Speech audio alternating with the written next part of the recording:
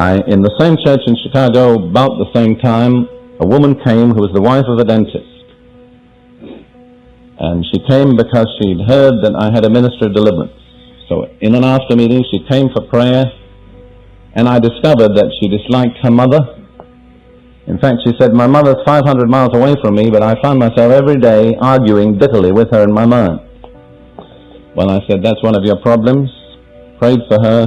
She got a measure of relief. She looked at me and she said, am I free? And I gave my standard answer, which is, it's not my business to give you a certificate. And if I did, it wouldn't be worth the paper that it's written on. Well, that didn't satisfy her. So she looked at me again. She said, am I free? I said, I can't tell you, but to tell you the truth, I have the impression that somewhere or other you crossed the line into forbidden territory. And she said, when? I said, I can't tell you. Well, she got rather angry with me and went away, but the couple that had brought her were friends of ours, and they said, well, listen, don't get angry with Brother Prince. Pray about it. See if it's true. So then she told me the rest of the story herself. In fact, she gave this testimony in public.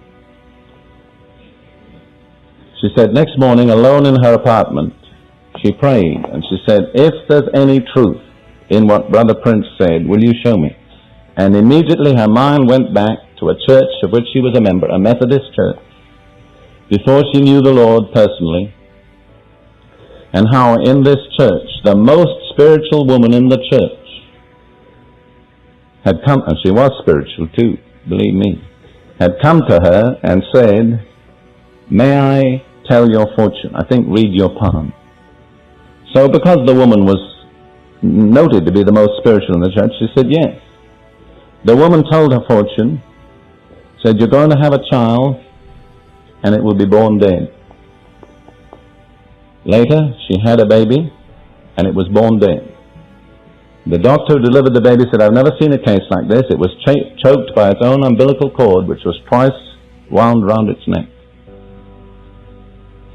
There in the apartment, meditating on this, which the Lord had brought back to her memory, she realized what I've told you, that woman in that Methodist church had predicted Satan's destiny over her life, and by believing it, she'd submitted to it. And in fact, in a certain sense, that woman was the murderer of her baby.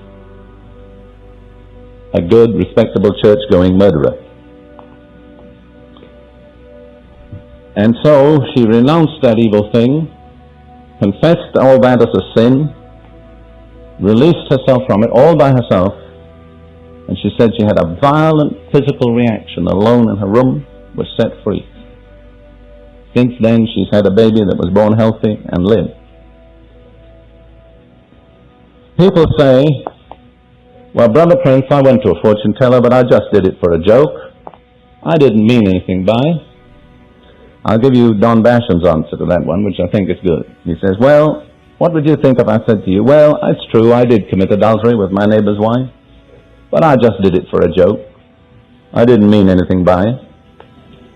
You see, one is physical adultery, the other is spiritual adultery. And I believe the Bible indicates spiritual adultery is more evil than physical adultery.